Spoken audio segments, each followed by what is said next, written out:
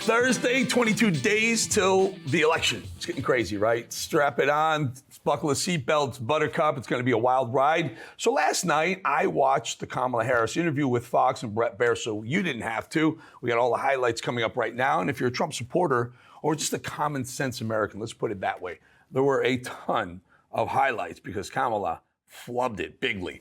Bret Baier exposed her. She's done, folks. She's finished. Bret Baier just killed the Harris for President campaign for good. I watched and thought, why would she even agree to do this? Turns out she came in 17 minutes late to an interview that was supposed to start at 5 p.m. Remember, he was going to air it at 6. She was going to give him 30 minutes. She gave them the interview to be aired at 6 Eastern, unedited in its entirety, but she was 17 minutes late, which really puts an onus on him. Her team promised a 30-minute interview, and the abbreviated time she actually did give him, I think it was 26 minutes or so, plus or minus half a minute. Her team feverishly tried to end the interview even earlier, numerous times, waving their hands behind her, Kamala Harris. So this is how it works. You sit across from someone, their team stays off camera right behind her because Bret's got to look at the subject. So they were wrapping her. This is a wrap signal, this is a wrap signal, and they're wrapping Bret, desperately wanting to end that interview. And watching it, you can understand why. The damage was fierce, and now the damage is done. What would have been a difficulty level of 3 or 4 for Donald Trump or J.D. Vance was a difficulty level of 20 on a scale of 1 to 10 for Kamala. Probably one of the biggest self-inflicted media disasters in political history. Courses at Harvard and Princeton will be taught on how not to ruin and run a campaign around just that interview alone. Don't do things like that. Well, let's get into it. Kamala refused to answer questions about how many illegals she and her buddy Joe Biden let in on her watch. How many illegal immigrants would you estimate your administration has released into the country over the last 3.5 years? Well, I'm glad you raised the issue of immigration because I agree with you. It is a topic of discussion that people want to rightly have. And you know what I'm going to talk about. Yeah, but right do you now, just a number? Do you think it's 1 million, 3 million? Bret, let's just get to the point. Okay, the point is that we have a broken immigration system that needs to be repaired. So your Homeland Security Secretary said that 85% of apprehensions. I'm not finished. We have it's a rough estimate of 6 million people have been released into the country. And let me just finish. I'll get to the question. I promise you. I was beginning to answer. Well, they started out with immigration. It was like that for the full 26 minutes. He would ask her a question. She would kind of obfuscate, answer something completely different. He tried to get back in. Remember, he's got only half 30 minutes, half an hour. And she kept trying to filibuster, right? Kept trying to just talk about things she wanted to talk about to cut down the opportunities. To his credit, Bret Baier was tough on her. Let's be honest. I wasn't sure it was going to happen that way. But he brought up the women, plural, who were brutally assaulted and killed. And he played for her, and this must have been very tough, a clip from the hearing of a mom who lost her daughter at the hands of one of Kamala's illegal invaders. As you can see, Kamala doesn't care. She blames her own policy of 3.5 years on a bill that didn't pass 9 months ago. There was a solution. Listen. Do you owe those families an apology? Let me just say, first of all, those are tragic cases. There's no question about that. There is no question about that.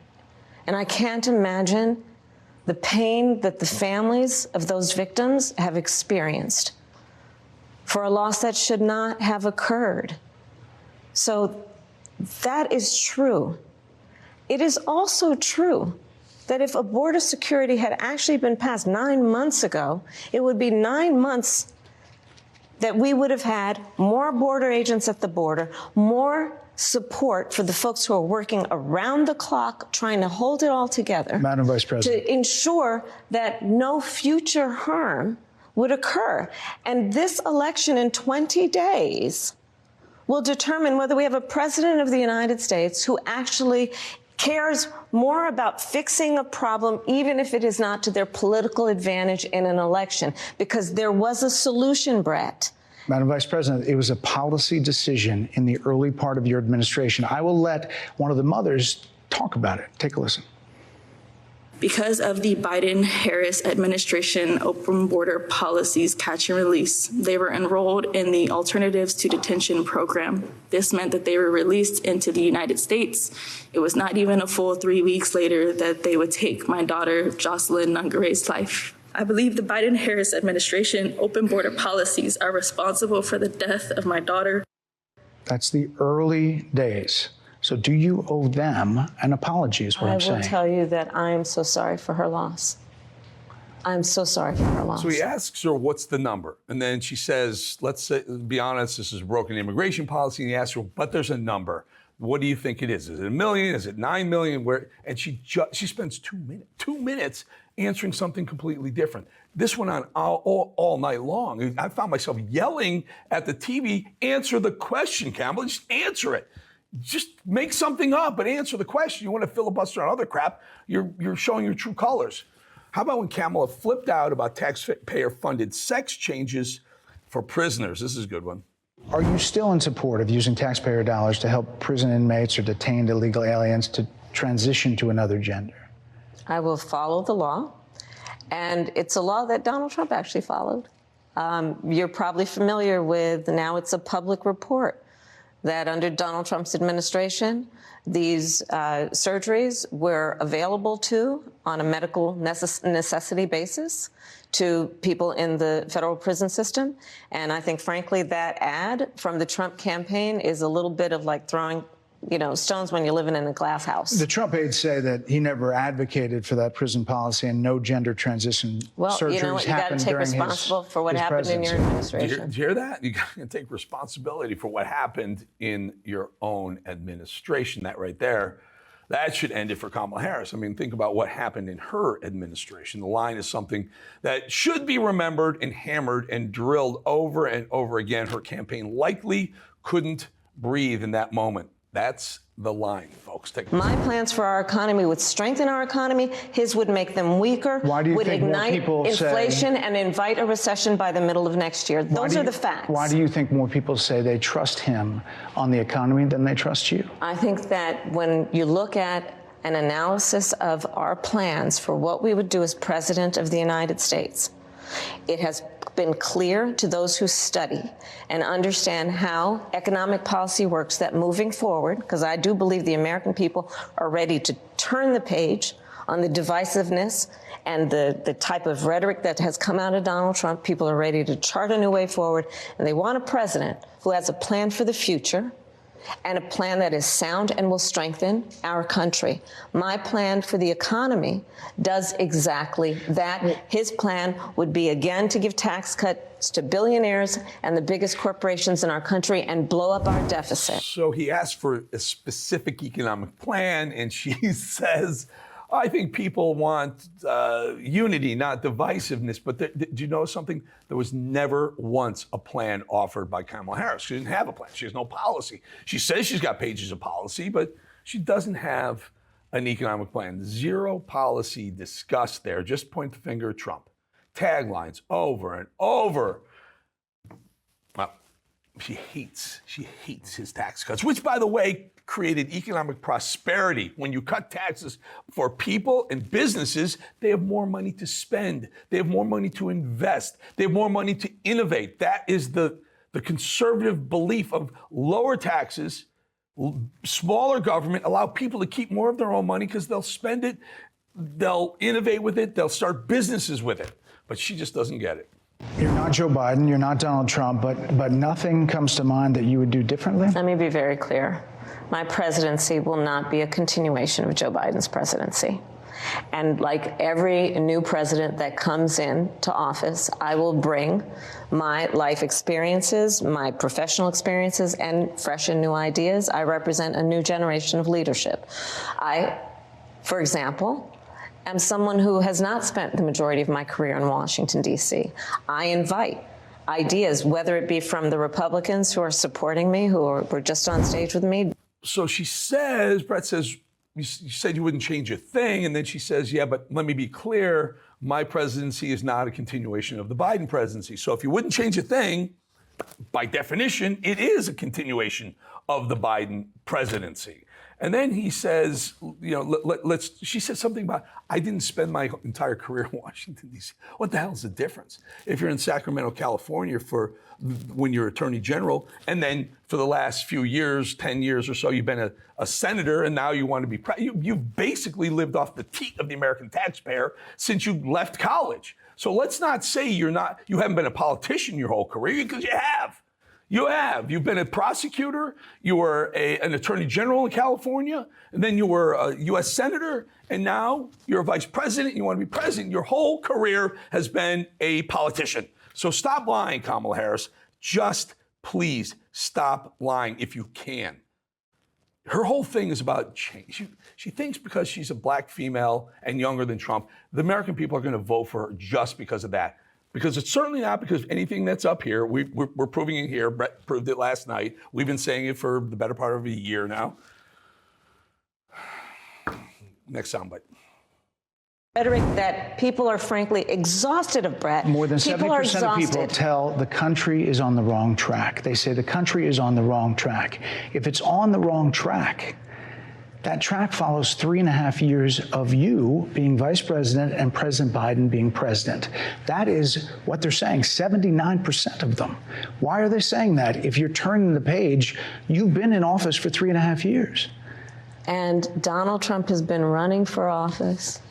But you've been the person holding the office. Come on. Madam You Vice and I President. both know what I'm talking about. You and I both know what I'm talking about. I actually don't. What are you talking about? What I'm talking about is that over the last decade, People have lever of become, power. But listen, over the last decade, it is clear to me, and certainly the Republicans who are on stage with me, the former chief of staff to the president, Donald Trump, former defense secretaries, national security advisor, and his vice president, one, that he is unfit to serve, that he is unstable, that he is dangerous, and that people are exhausted with someone who professes to be a leader who spends full time demeaning and engaging in personal grievances. You hear what she said? She said, Brett, you know what I'm talking about. He let it go.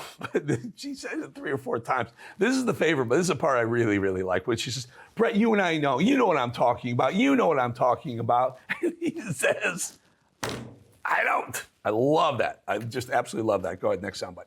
Well, people are tired of that. If that's the case, why is half the country supporting him? Why is he beating you in a lot of swing states? Why, if he's as bad as you say, that half of this country is now supporting this person who could be the 47th president of the United States? Why is that happening? This is an election for president of the United States. It's not supposed to be easy. I know, but it's not supposed to be. It is not supposed to be a cakewalk for anyone. So are they misguided, the 50%? Are they stupid? What is it? I would never say that about the American people. And in fact, if you listen to Donald Trump, if you watch any of his rallies, he's the one who tends to demean and belittle and diminish the American people. He's the one who talks about an enemy within, an enemy within, talking about the American people, suggesting he would turn the American military on the American people. She's getting heated up, and I'm sure the aides behind her going, let's end this here, because that was probably about 15 minutes in, 16 minutes in or so. But then, she goes after Brett a little bit in the next one. Listen. And you and I both know that he has talked about turning the American military on the American people. He has talked about going after people who are engaged in peaceful protest. He has talked about locking people up because they disagree with him. This is a democracy. And in a democracy, the president of the United States, in the United States of America, should be willing to be able to handle criticism without saying he'd lock people up for doing it. And this is what is at stake. Is she scolding Brett? Was she getting angry at Brett, or is she just mad that he's calling her out for some of the things she's talking about? All right, take a look at this on Iran. So what do you say to critics who look at the actions of your administration and say you're not acting like Iran is the #1 threat? Well, I will tell you most recently, whether it was in April or in October, and then several hours on each occasion, that Iran posed a threat to Israel. I was there. Most recently in the Situation Room, in the most recent attack, working with the heads of our military and doing what America must always do to defend and to support Israel in its requirement to defend itself, and to give American support to be able to allow Israel to have the resources to defend itself against attack, including from Iran and Iran's terrorist proxies in the region. See that little look? If you caught that, Brett glances off to over her left shoulder, screen right shoulder. And that's where the aides were saying rap, rap, rap, because when you get into the Iran issue, this is a complete loser for Kamala Harris. She sounded pro-Israel right there, right? So she sounded, we need to protect Israel, help Israel protect herself.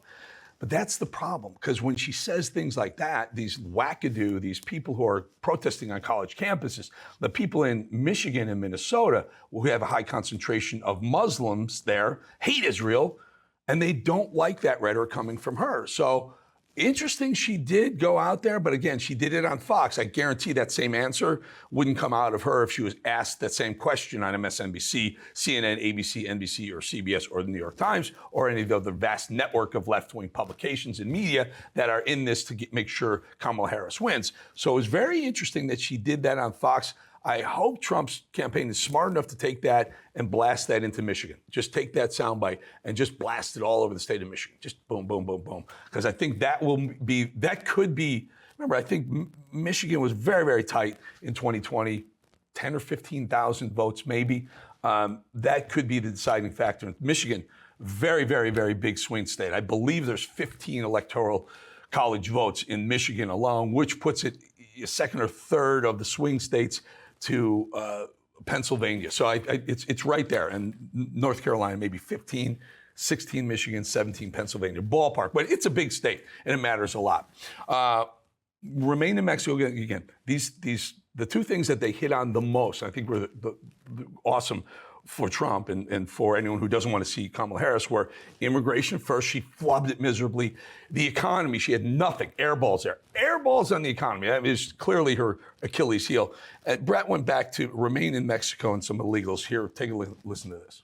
Critics just say that you either relaxed or failed to enforce sanctions on Iran, allowing all of this money to flow into Iran, like billions. Let's go back to Donald Trump, who pulled out of a deal that would have actually put Iran in check. The estimates in billions. It was during Donald Trump's that administration go that the Iran regime. That we had an American military base that was attacked, where American soldiers suffered traumatic brain injuries, and Donald Trump dismissed them as headaches, not to mention how Donald Trump has treated and talked about America's military and military service people, calling them suckers and losers, Hamas, has diminished the significance. We're talking over each other. I apologize. I would like that we would have a conversation that is grounded in full assessment of the facts, which includes, I think this interview is supposed to be about the choices that your viewers should be presented about this election, and the contrast is important. Yes, ma'am. And on the subject of Iran, I am offering what should be an important contrast that is presented for folks to make a decision. So I was wrong about the next soundbite's remain in Mexico. But going back to what she was just talking about right there. So she gave it away at the end. She said, this interview is supposed to be about what your viewers should be looking for to make a decision for president. And that's really why she sat down with Fox News, because she realized that she needs some, swing voters or independent voters or undecideds, and maybe she could grab some from Fox. And the problem with that is most of the people who are undecided, most of the people, when you see those graphics, when you see the amount of money that Iran is now making under the Biden presidency, they made a lot of money under Barack Obama presidency because Barack Obama sent them cash, allowed them to drill whatever they wanted to do. Trump put an end to it. He put an oil embargo back in place on Iran, where no one in the world was allowed to trade with Iran for their oil, including other countries who may be friendly with Iran. We would not allow them to trade with us if they were going to trade with Iran. It's an embargo. It's massive. And it crushed the Iranian economy, crushed it. The Iranian economy is very, very much dependent on oil revenue. So Trump got them to their knees.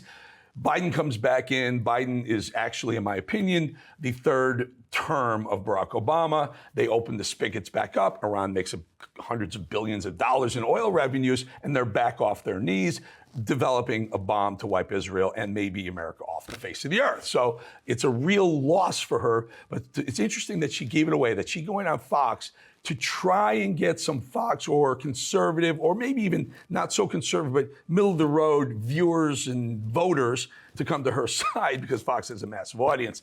I don't think it worked. Get back to the Remain in Mexico. Take a listen.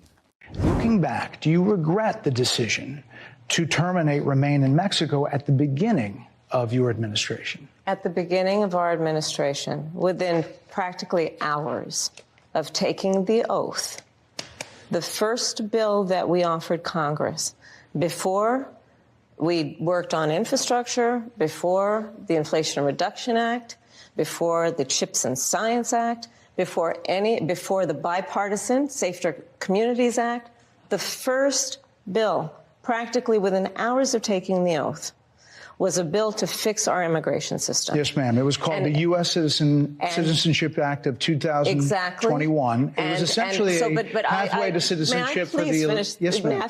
May I finish responding, please? But you have to let me finish, You please. had the White House and the House and the Senate, and they didn't bring up that bill. I'm in the middle of responding to the point you're raising. And this is something we talked about before. So for Kamala Harris to say that her and Biden had the opportunity to fix the immigration system when they stepped into the White House, but didn't, and blames it on Trump, said that Trump undermined a bill that Republican senators put together. She's mixing two things very badly, very badly. When they came into office, they had the House, the Senate, and the White House. They could have pushed anything through that made sense. It was Democrats. Democrats are holding the gavel in the House and the Senate who didn't put that bill up because it sucked. It was a wolf in sheep's clothing. What it was allowing 11 million people here or more a pathway to citizenship. Even Democrats knew that was insanity. Even Democrats knew. So they didn't put the bill up. For her to blame Trump on that is insane. Trump had nothing to do with that. Trump did help kill a later bill, year and a half ago, that was put up by some real rhino Republican senators who said, we'll let 2 million illegals come here, violate the law, come here first, and then we'll start stopping them. That's insane, too. And Trump's right to stop that. So she's trying to blame Trump for something that they failed at and then mix it up and mix the timeline up so that she could obfuscate and hide it. It's actual bullshit. Don't forget, Biden was the president. They had the House and the Senate when they walked into D.C. in 2020. Absolutely insane, or 2021 in January.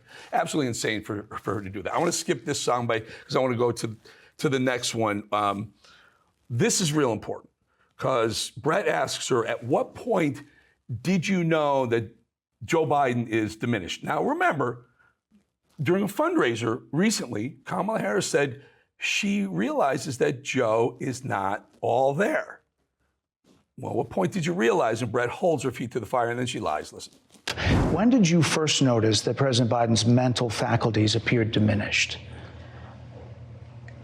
Joe Biden, I have watched from the Oval Office to the Situation Room, and he has the judgment and the experience to do exactly what he has done in making very important decisions on behalf of the American people. There were no concerns raised? Brett, Joe Biden is not on the ballot.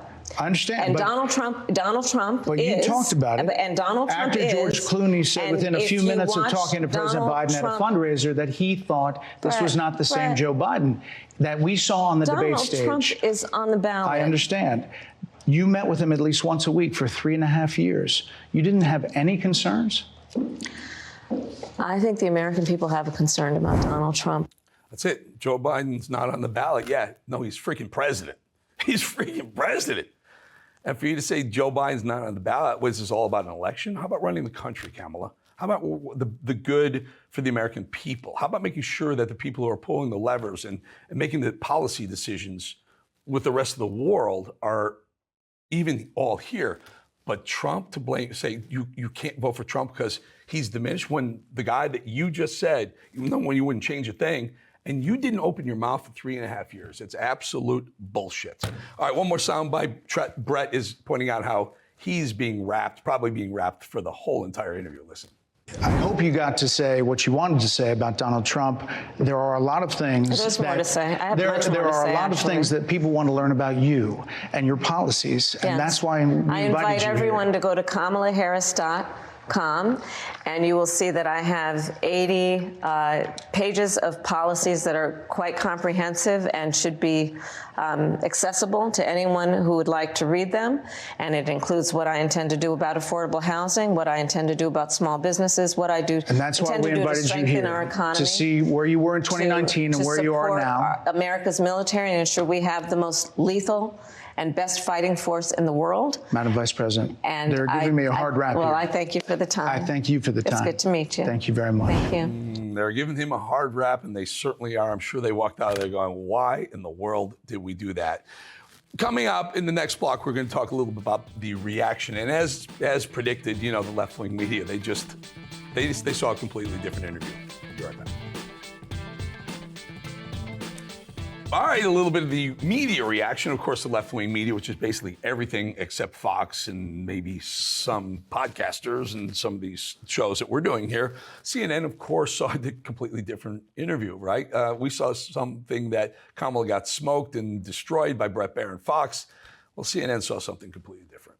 That was a home run because she sent the one message that needs to be sent, which was, I will go anywhere at any time and show the courage necessary to speak to every American, because that's what a real president does. The primary critique against her prior to this point was that she was not doing enough interviews. No one thought that the Fox News interview was going to go swimmingly every step of the way. Everyone knew it would be adversarial, but she showed exactly what she needed to show, which was that she is a leader ready to be president on day one. Maybe. I think she needed to show policy. I think she needed to show us how she was going to fix the things that are broken, the immigration system, high prices for everything, for groceries to fuel, rent. But she didn't say any of those things. She didn't have any policy. She didn't have any ideas, nothing unique. But yet CNN said, oh, she showed up, so therefore, Kamala did a great job. Well, then there's these influencers that the Kamala Harris campaign has been hiring. There's this one young guy, Harry Sisson, the young guy, I don't know how old he is. But look, he saw something completely different too. This Fox News interview, Kamala Harris is doing a master class in political communication. Bret Baier continues to try and pull gotcha moments, and it's not working. She's focusing on the issues, not the semantics. Brilliant. Harry, he was like 15 years old, Harry. I mean, really, go back to just pass your first poli-sci course, poli-sci 101. Realize she got destroyed. I guarantee they wouldn't do that one again. Joy Reid, on the other hand. Now, I'm talking a little bit about some of the other news. Joy Reid thinks having babies is fascist. Listen.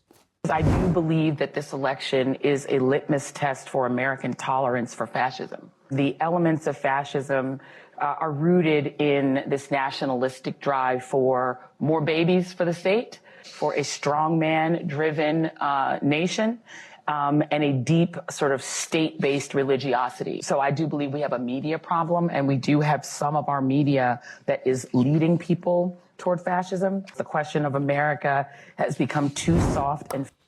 So having babies is now fascist to joyless, joy, happy Joy Reid. One more, father defending his daughter after a dude walks into the girls' bathroom. I see cowards. First off, quit smiling. Why are you smiling? All I see, the one girl that went to the bathroom and went to the office to try to have something done about it, they said they couldn't do it because of Title IX, correct? Well, there is something you can do. You can create policy that goes out to the girls that says they can use the staff bathroom. One person on this board with a conversation told me that they can't turn away the girls from the staff bathroom. So why aren't you doing anything? My daughter, right here, sweetheart, tell these people, do you want a little boy to watch you pee? No. No, why? Because it's inappropriate. It's inappropriate. My 8-year-old daughter knows it's inappropriate, and yet y'all sit there silent. One of you told me that your personal views don't align with the views you show to the public. You're cowards. That is not how you do it. That should show every parent in this county that you are not fit to sit on this board. Obviously, the man is right, folks. I got a truth bomb coming up that I'm going to warn you in advance. If you're squeamish, you're probably not going to want to watch it.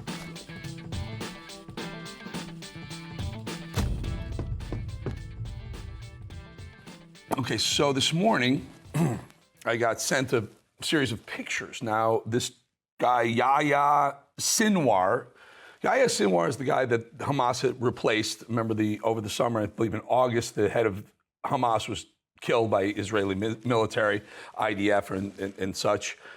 They killed him and they replaced him with Yahya Sinwar. I got these images sent to me by a friend who lives down the block, whose son is in the Israeli army. And he said he was there when this happened, that they killed Yahya Sinwar. And these are pictures that he says were from that moment. So I warn you in advance, they're tough. If you're on Rumble, you're going to see them. If you're on YouTube, we're going to blur them. But I will tell you, these are pretty brutal. And again, this is from a friend whose son, who was one of the people there who found Yahya Sinwar after the Israeli military allegedly killed him. So take a look at the first one. You can see on the left is the post-mortem next to the picture of what he looked like prior to this morning. So next one. There's a pretty brutal picture of Yahya Sinwar. And another one, I think we have one more, do we? Yeah. Yeah, there he is there. So folks, Yahya Sinwar, I am completely in the camp that Israel is in their absolute right to wipe out Hamas and Hezbollah for what they've done over the years, but certainly what they did a year ago, October 7th. And so for the people who say, but the response isn't measured, let's remind people that Hamas still has hostages, that Hamas still is hiding, using people as human shields against Israel. And Hamas and Hezbollah have not put down their arms. And the people of Gaza still support Hamas. The people of Gaza put Hamas in as their government. So here's a truth bomb here. These pictures are brutal, but guess what? They took out the leader of Hamas. They took out the guy who replaced the leader of Hamas, Yahya Sinwar, this morning, and we believe, and they'll do it again. And they'll keep doing it until and unless Iran stops funding terrorism against Israel and the rest of the world, and Hamas and Hezbollah lay down their arms. So truth bomb here, folks. We support Israel.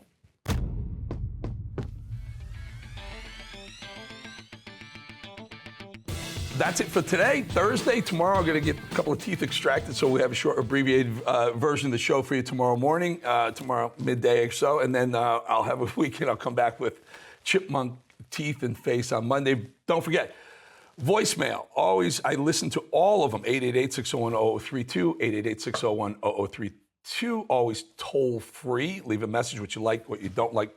Leave your name, where you're from. We don't use it for anything other than making the show better. And always, as you know, hit subscribe on YouTube, Rumble, on Apple, on Spotify, anywhere you're listening to this or watching us. We need those subscriptions. It's free. Doesn't cost you a penny, but it certainly helps us out as well. All right, Thursday, that's it. Bolling out.